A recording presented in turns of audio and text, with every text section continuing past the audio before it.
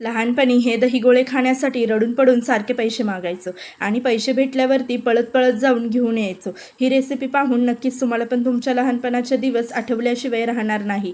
खरं तर मी याला दही वडे म्हणायचे. उन्हाळा सुरू झाल्यापासून ना सगळ्यांना काही ना काहीतरी थंड खावंसं किंवा प्यावेसे वाटते. मी दही घरीच लावलं होतं, मग म्हणलं चला याचे दही गोळे बनवूया. दही गोळे बनवण्यासाठी दही घेतलं व त्याचं ताक बनवलं आणि मग त्यात वेलची पावडर आणि चवीनुसार साखर घातली.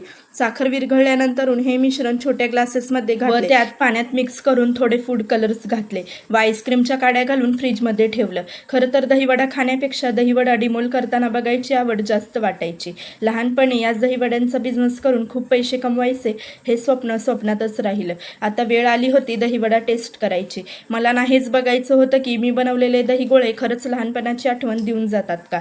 आणि हो, खरंच खूप टेस्टी बनवले होते बरं का. मग सेजूलाही टेस्ट करायला दिले आणि तिलाही याची टेस्ट खूप आवडली. तर चला भेटूया अशाच थंडगार रेसिपींसोबत.